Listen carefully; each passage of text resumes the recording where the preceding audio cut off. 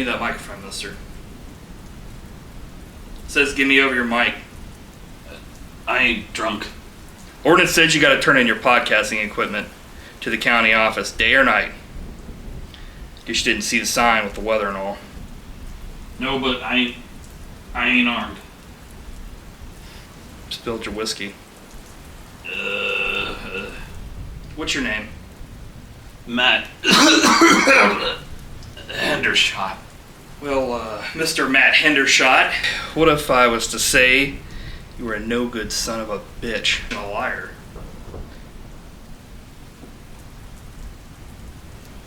What if I was to say you were shitting your pants on account of your cowardly soul? I bet you show me that mic right quick and start podcasting. Ain't that so? Maybe. Yeah, I guess so. But the fact is I ain't carrying no microphone. Get up.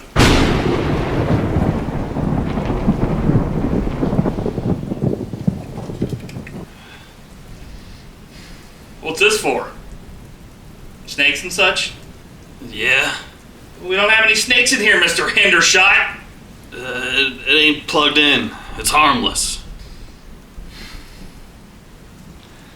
You see, folks, this is the kind of trash I was speaking of. Ugh. You find this type in all the saloons and all your prosperous communities. Wichita! Or in Cheyenne! Abilene! But you won't find it in the Buddy Shots podcast. Man. Mean Gene. Okay. We're ready. We're here. It's Buddy Shots 117. In honor of Mean Gene. Yeah, the end is not near for this. So Mean Gene month. Yeah, Gene Hackman month, week 1. Once again, if you guys like the podcast, I ask you to subscribe and become a buddy. If not, you'll be unforgiven. Actually, do whatever you want. We'll send you to Mooseport. Welcome. This is for you. So, once again, I put out a poll on our YouTube community. If you guys want to, get involved with these, it's always up there. And Unforgiven or Welcome to Mooseport. No one had seen either one. Really? So, I'm surprised about one. Yeah, I'm surprised about Unforgiven, but then again, like, I had never seen this film. But obviously that's not like the general audience. I'm just saying, like, it's possible that a great film like this can be unseen. I think A Few Good Men, we were talking about that yesterday, how like you had just recently seen that. Yeah. And I saw it a long time ago when I was like a kid, which it's like sometimes awesome movies just go by. Yeah, I just never caught up with that one. I was like, I should probably watch this because it's got Tom Cruise and Jack. Yeah. So this month is dedicated to Gene Hackman and all of his, villainous roles. Yeah, villainous roles. Or mean, I should say. Yeah. It's funny because, like, at first, I'll be completely honest with you, when you suggested this, I thought you were just meaning, like, Mean Gene Okerlund, like the wrestler guy. So I thought, like, he's just calling Gene Hackman Mean Gene. That's cool. And then, like, movies where Gene Hackman is very mean. Right, but it's like, I'd never seen these films except for Superman, so I had no clue if he was actually mean in them. So I was like, okay, maybe these are his badass roles, so he's mean, he's fucking awesome. No. And then, like, when I saw this week with Unforgiven, I was like, oh, he's like an asshole. Like, he's mean. So it makes sense. But, Mean Gene still works, even if he wasn't mean to him. Yeah. But before we get to Unforgiven, it's time for the Mooseport Minute. That's it might be Unforgiven for this. I should be. So this was weird. This is another. Essentially, I think the only input I had into this whole month was at the end when I was like, I want to watch Superman for the podcast, which is fine because I'm glad we watched Unforgiven. But we'll talk about that. But the other thing was like, okay, so what do we do with Weird Watches? Because he hasn't been in a lot of TV shows. and like looking through his career, like what are we gonna do? And then you had like the genius idea. Genius! It was stupid. Cockamamie. Like I instantly regret it. Well, it's the Mooseport Minute, where we watch over the course of the month the movie Welcome to Mooseport in small chunks. Part 1 through 5. We're doing part 1 of 5 today. We're watching 22 minutes a week. The way it was meant to be seen. Yeah. So this is essentially like a TV show, because it's being split into 22-minute segments. I've always been curious about this movie just because I thought it was odd that he made this movie and then he was like, I'm retiring. Well, I think it's his final movie. That's also why I was kind of like, okay, this kind of would make sense to like. To see, because it's his last movie, which is shocking because... He's been retired for 19 years now. Wasn't that old when he did this. This didn't seem like... But it's kind of funny because there's a correlation because in this, at least in the beginning, we kind of see that the whole thing is like he plays the president that's just stepping down. He's kind of retiring. So, hey, he's retired from acting and he's retired president. So... I didn't even write down the description for this movie because we're going to be we can't describe it every week, so we're just going to kind of, go through the movie 22 minutes at a time. This is an interesting experiment because we've never done anything like this before. It's like the lightest of comedies. Yeah, it's like something you would see on like Hallmark or like Lifetime. It's very This is a grandma movie, which is like a movie your grandma would like. Yeah, you see the poster and it just screams like, this is. Yeah, that's what it is. So, at the beginning of this, we got 2 radio jockeys talking back and forth, and then a naked-ass old man right off the bat. I knew that, like, we were in for something when I saw that right off the bat. Like, just full ass. I was like... It's a small town full of quirky characters. One of them was just a streaker dude. And they have Small Town being played by John Mellencamp, so, yeah. I was kind of... shocked that they would show like a bare old man's ass in this. If this is for like old people, like an old woman or like maybe they would think, ooh, that's funny. But... old people can think naked butts are funny. They're allowed. Not for much longer. Well, I was born in a small town and I live in a small town. Probably die in a small town. Oh, those small communities. I had to look up these lyrics because I never really know what the fuck he was saying. This has very, like, big Mayberry vibes to it, but, like, if you took, like, the Andy Griffith Show and made it, like... Drek. Not good. This movie's pure Drek. Like, I hate it. I hate it already. It's not offensive or anything. It's just, like, it's so light. Yeah, it's literally, like... Anybody could have been in this movie. Yeah. You could... As you're watching it on the screen, you're seeing, like... that every role and every character could have been played by any actor ever in any time period. Like, all the way from, like, cavemen and caves to, like, the future where they're, like, doing space operas or something. Like, it's... I mean, Gene Hackman's good in it because he's good in everything, but... He's just Gene Hackman. Yeah. It's like, it's... what do you think about Ray Romano here? He's weird so far. Like, he's given me serial killer vibes. Yeah, he's very, like... He always has, like, weird looks on his face. He's like a schlubby, like, hey, I'm a repairman, and his name is, like, Jack Handyman or some shit, and I'm like, okay. So, he's going to end up running for mayor against Gene Hackman? Is that what's going to happen? I guess. I mean, I'm assuming like, this is Welcome to Mooseport, and the only reason why, like, Gene Hackman is interested because he's, like, getting a, like, boner for, like, Ray Romano's, like, girlfriend or something. But, I have to mention one of the first things in this movie where he says, Mr. President, what are you going to do next? And I was thinking about, like, Viva La Bam, where he's like, whatever the fuck I want. Gene Hackman, what's he going to do next? So, Mr. President, what are you going to do next? What will he do next? Whatever. The fuck? I want... So the first lady divorced the president. Okay. Did you like the... CGI Air Force One that looked like it was straight out of Decker? Dude, holy shit. It was so like, bad. Huh? Yikes. And it was like the donkey, too, that was being airlifted. I was like, huh? When donkeys fly. Yeah. ADR, get his weapon. Back off. I was like, okay.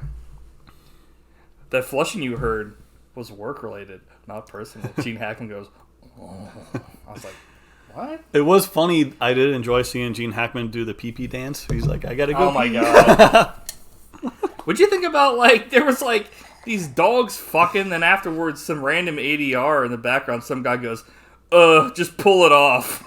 And I went, is this, like how That's like unprofessional is this? That's like, the lowest form of humor. Yeah. When you resort to that. Well, so they've had, like, pee and, like, urine and crap like that because he's fixing the toilets. Then he says, like, I didn't take a shit in there. I am fixing it. And then you got two dogs fucking. It's like, is this a movie for, like, like for, I don't know. Like, it's definitely not for someone sophisticated. This is, like, ridiculous. Like, this is, like, something I would expect them to do in Jackass. Yeah. It was kind of shocking. I can't believe that Gene Hackman's name is Monroe Eagle Cole. I was kind of like, eh.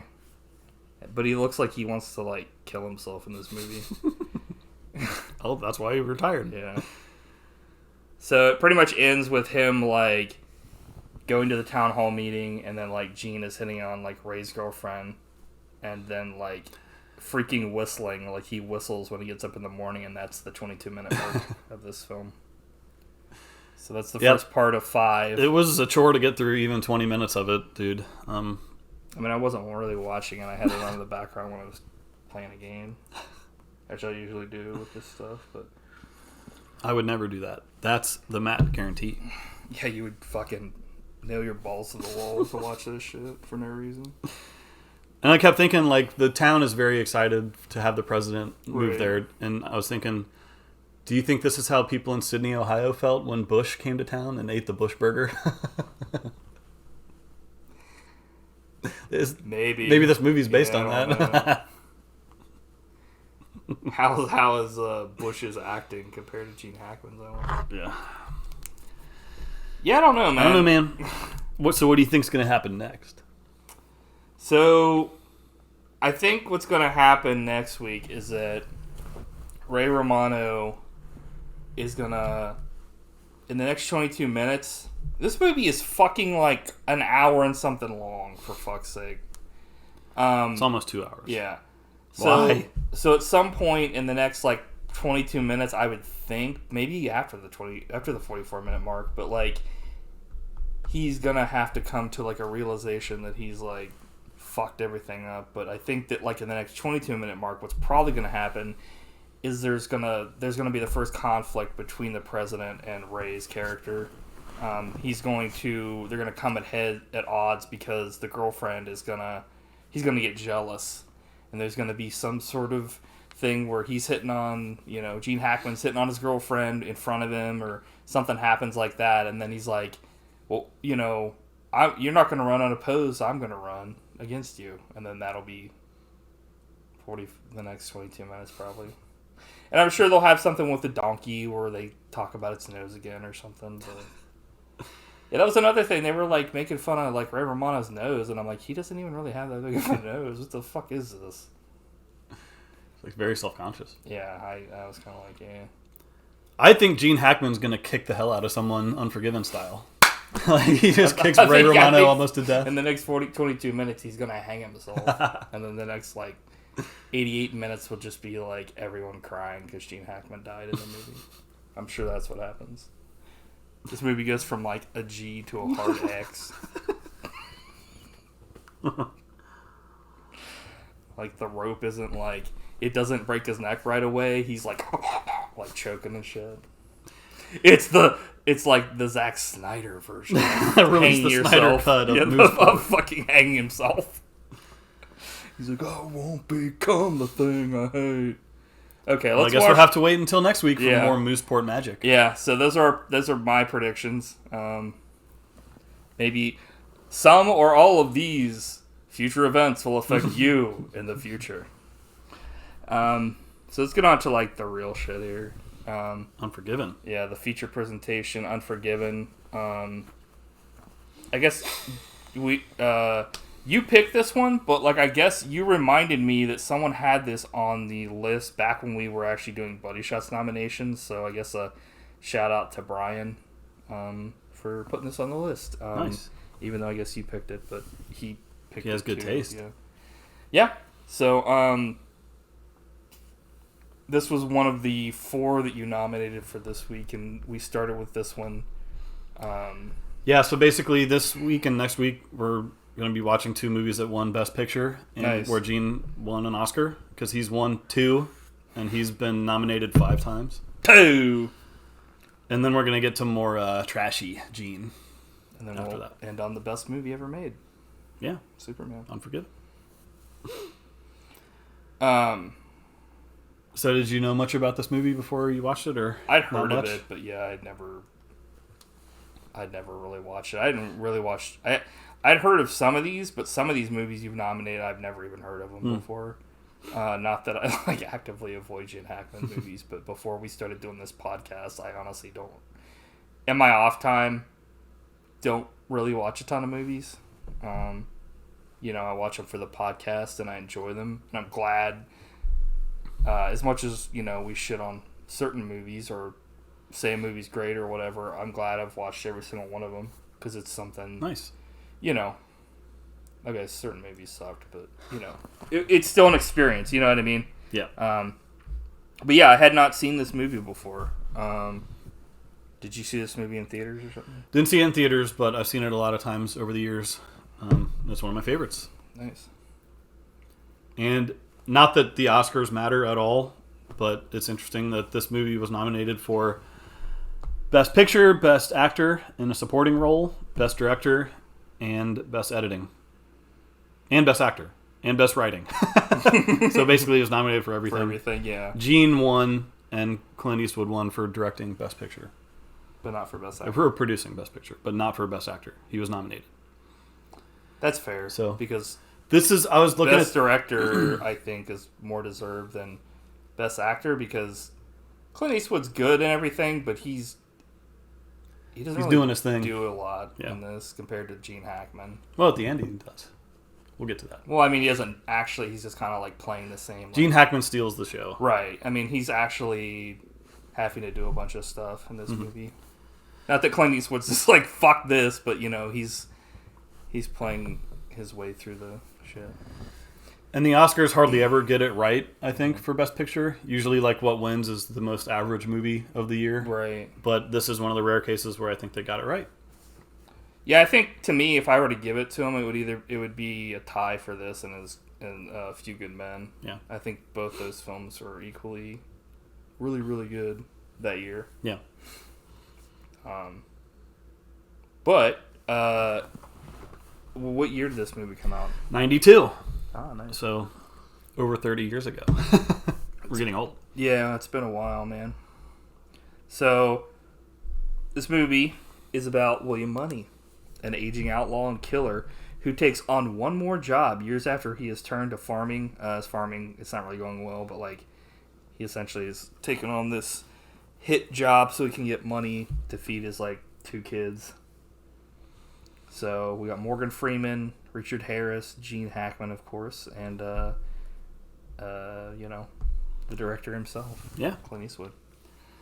And we did, previous episode was Fistful of Dollars with young Clint, and now we're into middle-aged / older Clint. Yeah, because he's still making fucking films. He's still rocking it. 90, and, yeah, we can say at this point he is definitely old Clint. But he is still, like, directing and acting in these movies. It's like, dude, fucking, that's out of control. Yeah. Takes a lot to get a movie together and to direct it and act in it. It's like, it's one thing to be like, I mean, I love Kevin Smith, but he always puts himself in, like, the Silent Bob roles, I think, so that he can still direct, but he doesn't have to remember a bunch of lines and really have to act. He wants his other actors to be, like, the thing, but, like, to be, like, the one-man show, essentially, of not only directing everyone else, but, like, getting a performance, you know. Mm-hmm. I don't know. It takes a special kind of person. Yeah, for sure. I agree. So this movie starts off with a title card. Did you wish that James Earl Jones was reading the opening crawl? I gave it some slack this time. I wasn't pissed off or anything. I mean, it wasn't like a card on a black background. There was like shit going on behind it. Yeah, There the was, opening like, a shot is sunset and amazing. stuff like that. It's like basically a man silhouetted against the background, like digging a grave, and it's like Where it's like, okay, like this is way better than like what was it, Outland, where it was like 20 walls of text or whatever it was, in like a galaxy thing. Great movie though. So this title card says she was a comely young woman and not without prospects. Therefore, it was heartbreaking to her mother that she would enter in marriage with William Money, a known thief and murderer, a man of notoriously vicious and intemperate disposition. I was like, what the fuck does that mean? When she died, it was not at his hands, but as her mother might have suspected, but of smallpox. That was 1878. So, kind of sets the scene for like what's going down here. Yeah. Big Whiskey, Wyoming, 1880, 3 a.m. So there's a dude brutalizing a woman by slicing her up and stuff with like a knife. movie starts up pretty disturbing. Yeah. It's honestly, it's not as bad as I was thinking it was going to be, because like even later when they show like her face, everyone's like, she's hideous, and I'm like, no, not really. Yeah. Not that I'm saying like, obviously I'm like, whatever, fuck that, it's fine, cut her up. But you know what I mean? Like, she's busted. Yeah, it's like, because she's like, all these ladies are prostitutes, and they're like, now nobody wants to have sex with her because she's hideous. I'm like, But Gene Hackman plays the sheriff in this town. Little Bill. Little Bill. He's like, so what's the whole thing with Little Bill? Do they really talk about like why he got his name, or why he's called Little Bill? Yeah. No. Okay. But he doesn't do shit about the slicing. He's just like, okay, you guys got to bring horses back and stuff, and they're all flipping out about it, and because of that, it sets up like the whole thing of like these prostitutes getting together money to put like a warrant on these dudes' heads and be like, if you kill these guys, we'll give you like what, like $1,000, and obviously that was like, holy shit, like a ton of money. So that kind of sets off like a bunch of people probably saw this and were like, and yeah, it just leads to some issues in the town. But Little Bill, he has a way with his fists. So what are your thoughts on Gene Hackman as Little Bill in this movie? Get it out of the way. It's weird because he's playing like the exact same kind of person I've seen him play in a lot of films, but that's not like a knock at all. You know what I mean? It's not like I'm like, man, he's just doing the same shit he always does. He's doing the same. He's just talking as himself. He's being himself, not himself. He doesn't go around fucking beating people up, but like he has that when he's like an actor. He has that presence about him where like even if he's a good guy, you know, you don't want to fuck with him. Like, you know. And what was the one movie we watched with him? Crimson Tide. Yeah, Crimson Tide. You know, him as Lex Luthor and Superman. You know, because I've seen that movie a ton of times. But like anything where he just has like, I don't know if I've ever seen him in anything where he wasn't sure of himself. Mm-hmm. You know what I mean? I think that's more than anything how it comes off, where it's like he has a presence about him, and it's like no one is Gene Hackman but Gene Hackman for sure. Yeah. I think he's great, and obviously. And I love the character of Little Bill because I think it's like he's he's very evil. Yeah, but he also likes messing with people too. Like he toys with his victims, and he also has like a it's fucked up because he has a lot of history. Yeah, he's like the supposed like law in that area, but like it's really, I guess it's kind of how it was in like a lot of places. Yeah. Like you give, you know, the person has power and they kind of just do whatever the fuck they want. Yeah, but on the flip side of what I just said, like all great villains, he's not really what he thinks he's doing something right. Like, yeah, he's making these decisions to give out harsh sentences to protect his town. That's all I have to say. You just get up and leave. Yeah, for sure. I'm trying to articulate why he's so great. No, I know what you mean. Like, so like he's not like a mustache twirling evil villain, right? Because that's not really villain like that. Don't actually exist. That's just like a cartoon kind of thing. Like, you could almost argue that like he's not really doing anything wrong. From a certain point of view. From his, but like I totally understand what you mean. Like he obviously if he allows like people to set bounties and have people killed, like that's lawlessness. So it's interesting.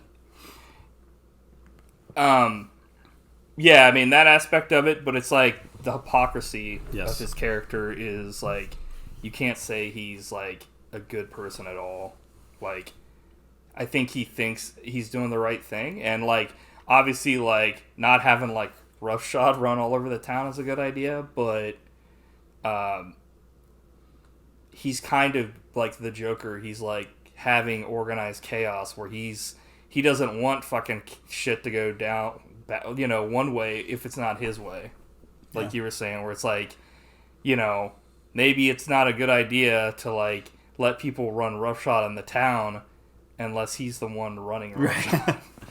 And then like there's so many great scenes in this movie, but my favorite scene this time was when he's in jail with English Bob, and he's like basically messing with the guys and basically he's gonna murder them if they make the wrong move, and it's so like the guy from that scene was riveting or whatever. And Next Generation. Remember, he's the guy that collects data. Oh God, yeah. And like they transport him back, and they're like, the phaser was set to kill and it fired, and he's like, I guess it went off on accident. Saul Rubinek. And I was like, Data was gonna fucking kill someone. Jesus. He's like, die. So essentially, this whole thing starts off with that, and then it gets to like, he gets involved because some random kid is like, hey, I heard that like you rode with my dad back in the day, and or was that what it was? I think his uncle. His uncle. And he said that like he wants to he's going to track down some guys that like essentially they went to a different place and like right? I think he went to a different place and like essentially did something even worse. They like cut off the lady's like tits and stuff. And well, I think that was the story got like magnified. Oh, okay.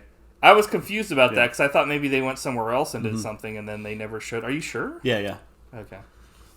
I think that's a cool touch because basically the legend of what happened became worse. The girls lied and told everybody. That's right. Okay. At first I was confused about that, but now talking about it makes a lot more sense because like I was like, what the fuck? Did they just like not shoot those scenes? Because they also have that part later with Morgan Freeman that they don't shoot, which I'm fine with, but it's like one of those things. I wanted to see the light leave his eyes. Kill his ass again.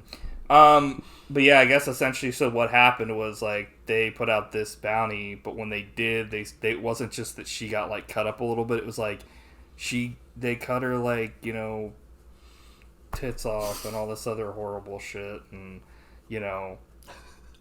just made her fucked her up and stuff. And I was like, what the fuck? Jack the Ripper's fucking in this movie now. But I guess it was just like an exaggeration, and that's what gets those two dudes completely reamed like later in the movie.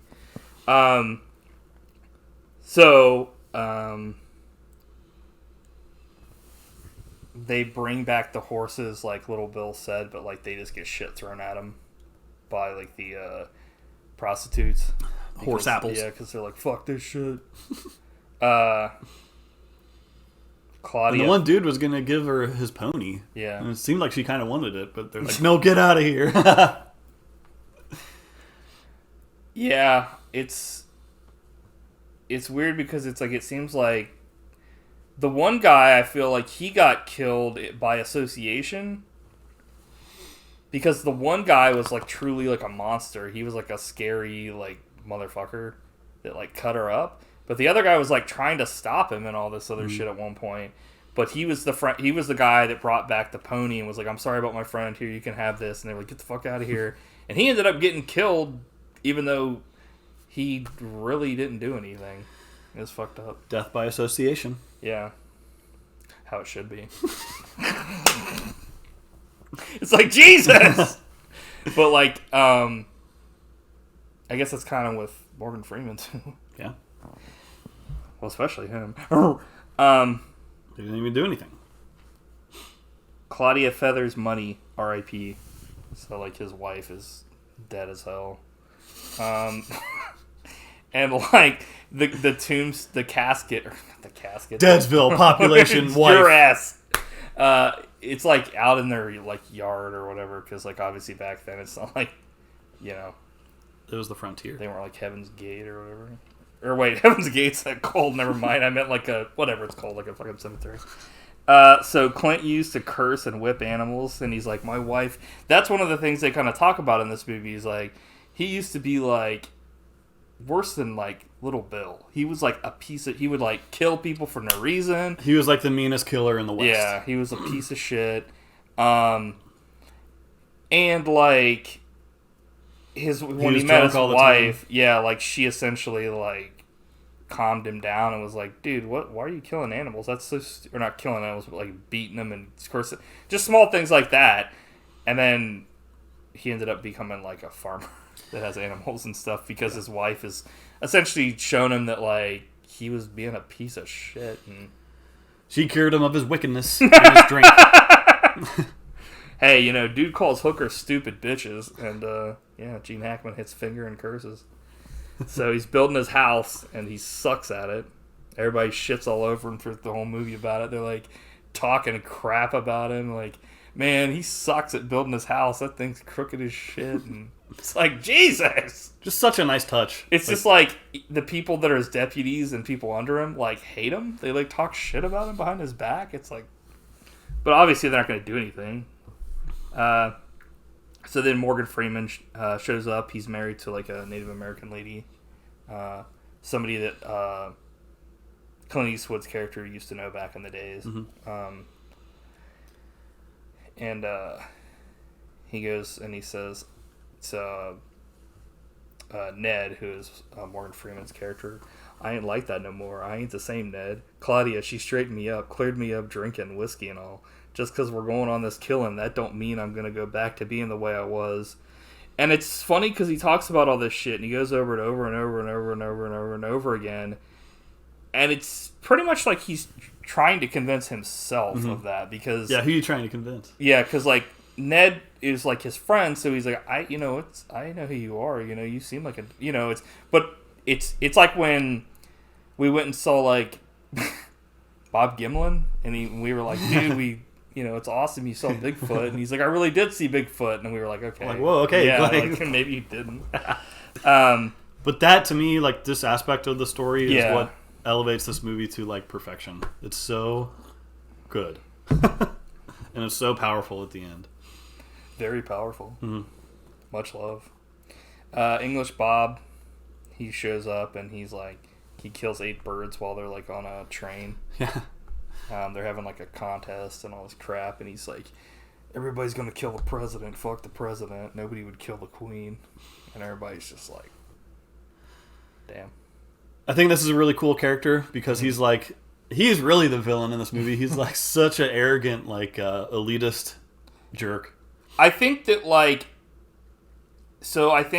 Little Bill and him are like the same kind of piece of shit, because if they get any sort of power, they instantly start lording it over people. The only thing is he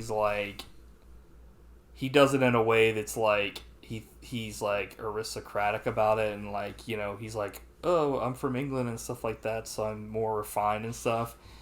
And he looks down on anything that's American. Yeah, and like Little Bill just like beats people, and like he muscles them around and shit, and like, you know, it's like the same, or it's like different things of the same coin as far as power goes. It's so fucked up. Yeah, but also the thing about English Bob is like he's lies basically, like to inflate his own backstory. Right, yeah. And Little Bill calls him out. But he also has the power in that situation. Yeah. Like if it was the other way around and like he was the sheriff, he probably could have done the exact same thing to Little Bill.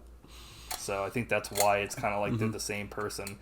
Whoever has the upper hand at the time. And Little Bill had the upper hand because he's the sheriff, and he has all these people and they make the rules and abide by the rules or get your ass beat and thrown in jail and have your guns bent and fucking sent to hell.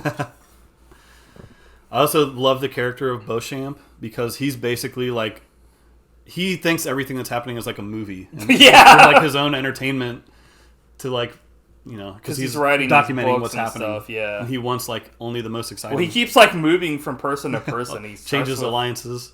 Like English Bob, then he starts hanging out with like Gene Hackman's character, Little Bill. And at the very end of the movie, he tries to do something with Clint Eastwood, and Clint Eastwood's like, "Get the fuck out of here, die!" And he was like, "Okay." But man, that jail scene. What'd you think of the jail scene? That was like super tense. Yeah, that was so suspenseful. Man, what a great scene!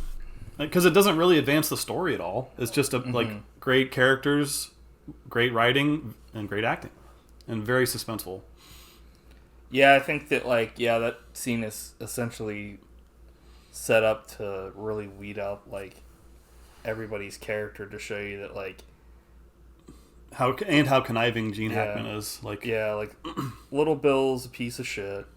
Bob is like in a situation where like he couldn't win regardless, so he's essentially just has to take whatever shit that Bob's gonna or like Bill's gonna throw at him, and then it's like he was so close. And to in the murdering. middle, like is like the one guy WW that doesn't want to like really get in, like he'd rather be on the side of whoever isn't gonna kill him. I love the moment where he takes the loaded gun and he's like, what if I gave it to him? Yeah. I'm like, dude, this is awesome. Yeah, it makes me sad because I really wanted to watch Warehouse 13 because that guy is so good and he's so eclectic in his like acting, and it's like I've seen him in stuff before and I was like, but it's like I just couldn't get past like the. I think when we talked about it, like the more I thought about it and now that I've thought about it, I think it's the like the lackluster main characters. If it was literally just about that guy, it probably would have been like the greatest shit ever. But it's like these two actors they had in the lead were like Snoresville. But I like the part where he's just like, "You've been talking about that Queen of yours again, Bob, on Independence Day." After he like beats the shit out of him and he starts kicking him and stuff.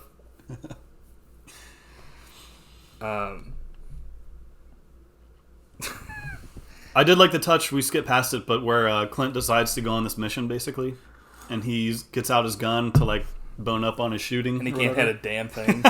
And then he gets a shotgun out and it blows it away, and he's like, "Okay." And I'm like, but that's always a funny trope where basically he's like goofing on his own persona, basically, and it's always funny. Like Clint Eastwood can't shoot. Oh no! Yeah.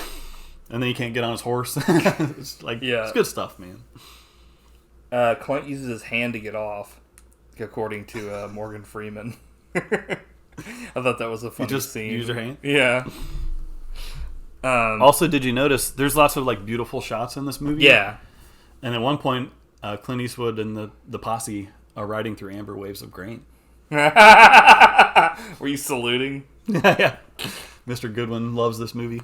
God. Dude, R.I.P. Mr. Goodwin. Or Mr. Bad Loss. Kid can't see very far, so the kid that like goes to get them on this thing is essentially like he's like shooting, and they're like, "What the fuck? He's not even like hitting anything. What the hell's going on?" Because they thought he was shooting at them, and then he's like, "They are shooting at us," and he's like, and he finds out it's the kid, and he's like, Morgan Freeman starts to be like, how far can you see, or like, are you blind, or like, what's going on? And it pretty much comes out that he like essentially needs glasses, and like he would have had no fucking chance if he would have went off on his own to do this because he can't see very far at all. But did you like Morgan Freeman as Ned in this movie? I always loved Morgan Freeman. I've never seen a movie with him in it that I didn't like. At least his part for sure. Yep, he's but I don't great. know if I've seen him in anything where I didn't like the movie he was in. He doesn't seem to do a lot of shitty roles. At least, I think he has later in his career. But I feel like that's old like now. everybody. Yeah. I mean, yeah. But yeah, he's great in this, and he's like perfectly cast as the friend because it's like, dude, everyone loves Morgan Freeman. You know what I was thinking while I was watching this movie was Robin Hood. Yeah. With Kevin Costner and him. It's like, That was like the year before this. Yeah, I was like, wait a minute. He's fucking being all these fucking like sidekicks and stuff. Second banana. But it's always good to have Morgan Freeman in your film because he's like awesome. Yeah, and the fact that like of all people, Gene Hackman killed Morgan Freeman. Like, yeah, who could do that? Like IRL. Yeah, that's why he hasn't been in any good movies because he's a dead corpse. So this is a pretty good line. I like this. So, Little Bill. First off, Corky never carried two guns, though he should have. Beauchamp says, no. He was called the two-gun Cochran or whatever. He says, yeah, well, a lot of folks did call him two-gun, but that wasn't because he was sporting two pistols. That was because he had a dick that was so big, it was longer than the barrel of the Walker Colt that he carried. And the only insult to Elaine he ever did was to stick that thing of his into this French lady that Bob here was kind of sweet on. So essentially, like, Bob like kills this guy in cold blood because this dude that like English Bob liked was fucking some chick that he liked, and he had a huge cock. And it was like it was just during this scene where it's just like Bob is essentially like fucked at this point. It's like he doesn't die, like they send him off at the end, like out of town, like essentially on a rail, and they're like, get the fuck out of here, you suck.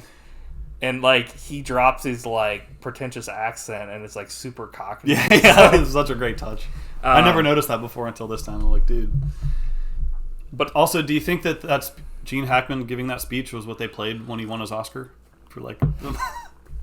Should have been. It's better than the speech he gave.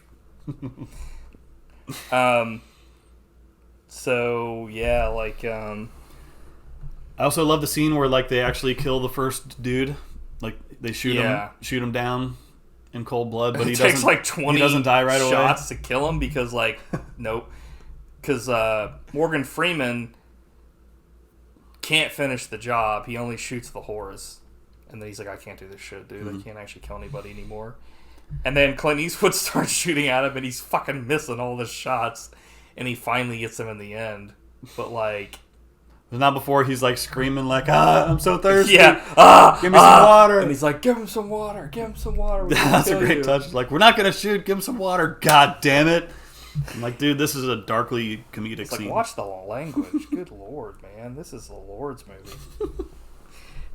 Gene's house is leaking like shit, and the author like is like, man, you should shoot the fucking carpenter, and he's like, what? The like, look on his face. Yeah, classic.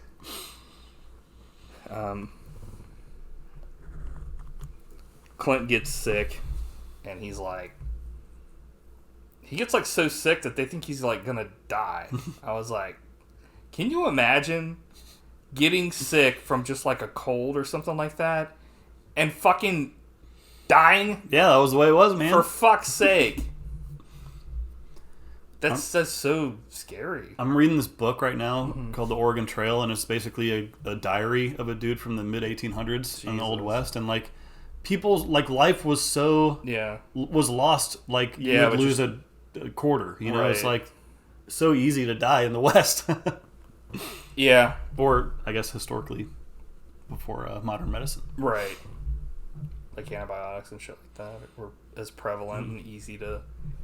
Like, you could go to a little clinic that's literally everywhere, and they'll give you something in like 5 seconds. So, which is awesome, but obviously back then it's like, good God, man. Like, speaking of which, Oregon Trail, I remember that we used to play that game and stuff, and it was like, you could never get through the game without someone dying of like typhoid or dysentery or like...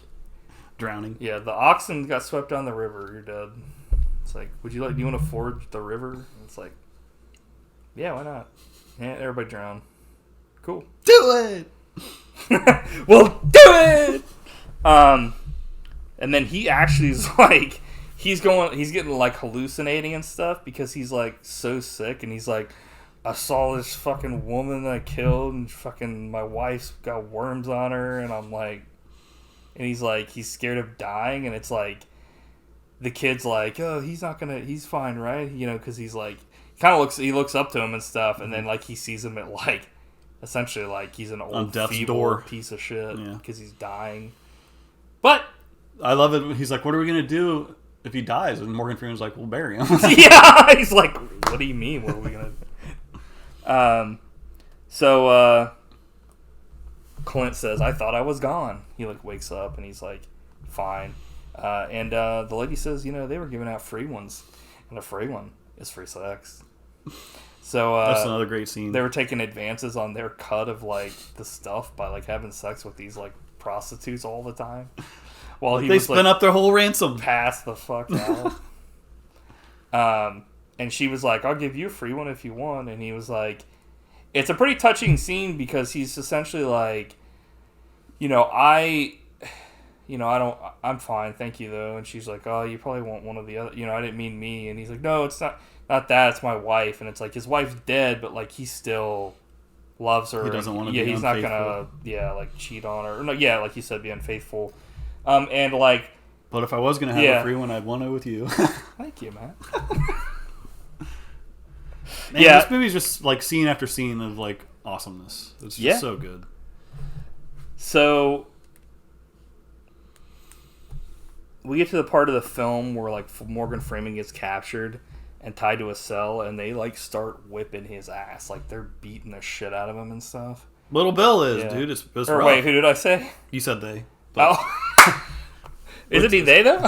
He's multiple people. He's like, but dude, yeah, he's judge, jury, and executioner. yeah. He's like tied to the cells. Morgan Freeman's like, let me guess life, and he's like, dead. Beating his ass. So, there's a guy in this, and I didn't write down exactly who he was because he was just like a random extra, but the guy says, assassins. And I was like, this is the worst thing I've ever seen. It was hilarious, but it was just so bad. But essentially that comes from the dude's taking a shit, and the kid comes up, and he opens the thing, and he's not there, and then he's like, pulls open the other thing, and the guy's in the other stall, and he's like holding the gun to him, and he's like, no, don't, please don't, no, and the kid's like, and then he fucking finally shoots him, and then he shoots him like a bunch of times because it's like once he starts shooting, he's like, and he lied because he said he killed 4 people, but like he was like, that was my first, and he's like, first what? And he's like, first time I killed somebody, and he was just like, It messes him he up starts big time. crying and shit, and it was like, I mean, it was pretty obvious when you were watching this that this guy was like super cocky and stuff, but he couldn't back it up as far as like, but when it finally like hits the fan and stuff, and you see the way he acts, it's like pretty sad. Yeah, that's also one of the most memorable lines in the movie. It's a hell of a thing, killing a man. Yeah. Take away all he has, all he's ever gonna have. Mike. No! dying. Don't fucking kill me! And then you're like, Mooseport Part 2. I'm like, Kill me. yeah, It's a hell of a thing watching Mooseport. well, I guess we had it coming. We all got it coming, kid. Mooseport. Yeah, so Morgan Freeman got killed, sad as hell, and Clint starts drinking. So that moment when he starts drinking, Yeah. I cried. Like, it's so powerful because he's basically throwing away his life. He all essentially of his he trashes he his gets redemption. his powers back. Yeah, and he becomes like a horrible killer. And I'm like, Yeah. dude.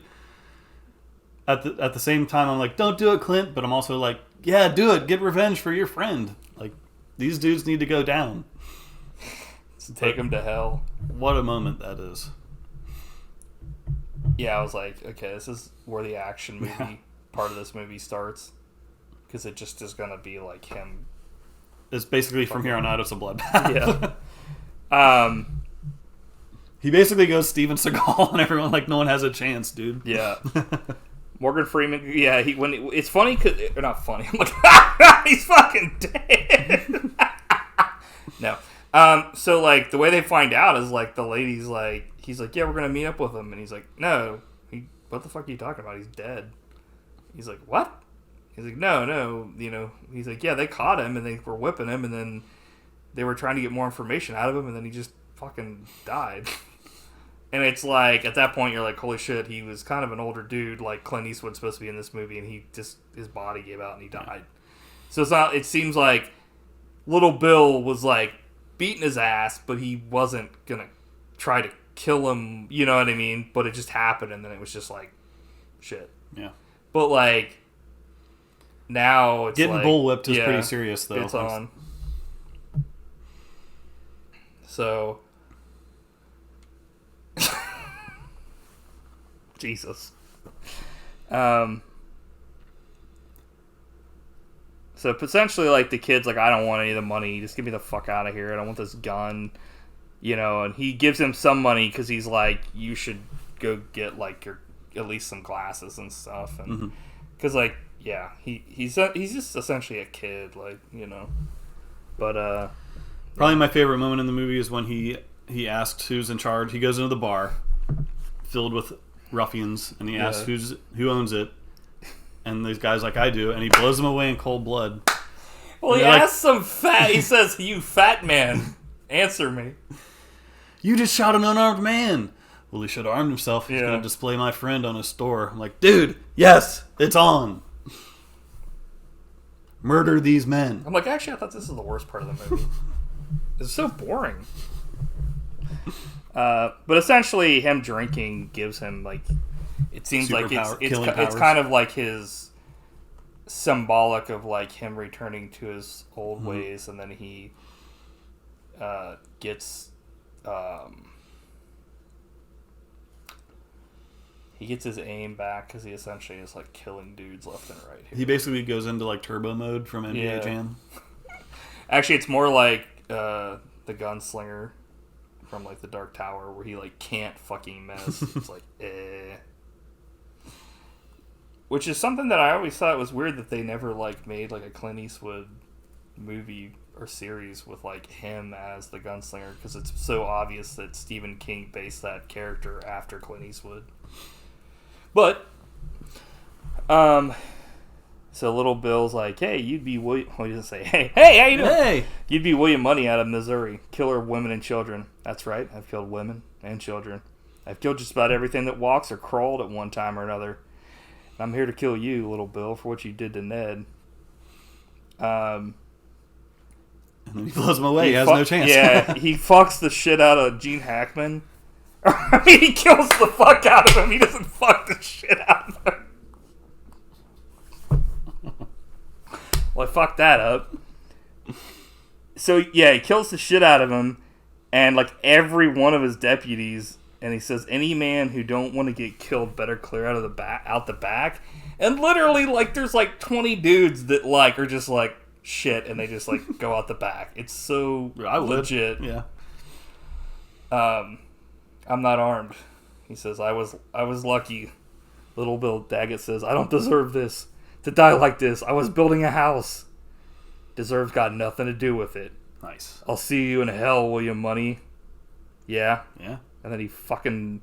he blows his head off, but, like, you don't see it. It's not like Ludacris Gibbs, but it's like, he pulls the trigger. Basically, like, he goes full woolly and Donald's head. And then the last lines here, he says, you better bury Ned right. Better not cup up, nor otherwise harm no whores, or I'll come back and kill every one of you sons of bitches. And he also said he'd kill everyone's families. Like, he's not messing around. And then he said he'd, like, send everybody letter bombs, and he'd start sending out anthrax. And do you think this is the only Best Picture winner where the last line is, I'll kill every one of you sons of bitches? Because that's the last line of this movie. Maybe, like, Green Book? They were scared. They're like, pick this movie, or you'll be unforgiven, and I'll come kill all you sons of bitches. Like, wait a minute. Yeah, I don't know. I don't know how many movies end with that specific phrase. I'll come back and kill every one of you sons of bitches. So those are the last spoken lines, but there's an actual title card at the end of this movie. So some years later, Miss Ansonia Feathers made the arduous journey to Hodgeman County to visit the last resting place of her only daughter, William Money. Her only daughter. Her only daughter's name isn't William Money. William Money had long since disappeared with the children. Some said to San Francisco, where it was rumored he prospered in dry goods. There was nothing on the marker to explain to Miss Feathers why her only daughter had married a known thief and murderer, a man of notoriously vicious and intemperate disposition. So, good stuff, man. Yeah. So this movie's amazing. I love it. My only complaint is it didn't end with a rap over the end credits. Yeah. The Unforgiven rap. It definitely didn't. I know you're joking about that, but honestly, I wouldn't mind if more movies didn't end. Clint Eastwood should have sung like he did in Gran Torino, dude. Hell yeah. To ruin the movie for me. He's like, I'm unforgiven. Yeah, I'm like, okay, this movie sucks now. Went from a 9.95 to a negative 9.9. Like Willow Creek. Oh my god. Roger and Bob rode out that day. Worst movie I've ever watched. You loved it until the credits rolled. It's like, I won't become the thing. I'm like, what? So yeah, it's a 9.95 for me. Yeah. Movies don't get much better than this. It's Love a double. 9.95. Nice. So next week, Weird Watches is the next 22 minutes of Welcome to Mooseport. What's the feature presentation, though? Because I'm way more interested in that. The French Connection. Oh. Nice Frenching. I know what all the movies are, just don't exactly know in what order we're watching them. Yeah. Except for I know that Superman's last, I think. But all right.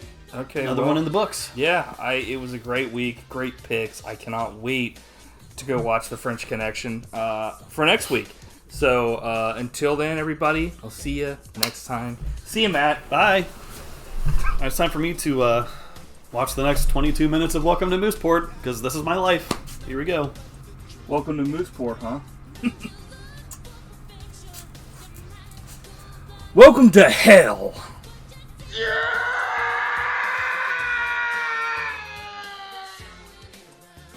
Yeah. Okay, I looked right at the camera. Is it recording? Yes. Sorry. I blew it. I mean, I can't really do a Gene Hackman. Yeah, like do it better than Gene Hackman. What if I was to say to you that you were shitting your pants? Huh? What'd you say to that? Okay. Like, We don't have any snakes in here, Mr. Hendershot. it ain't plugged in. It's harmless. Like, it's alright. It's okay. Jesus told me so. You're like, I don't care about it. It's alright, it's okay. It's something to live for. Jesus told me so. Time to, And action! that was weird. I was like, I'll just kick the floor or whatever. Yeah. Okay. You're like, yeah, don't actually kick me. Like, kick the shit out of him. You find this type in all the soup. The soup. Jesus. Good Lord.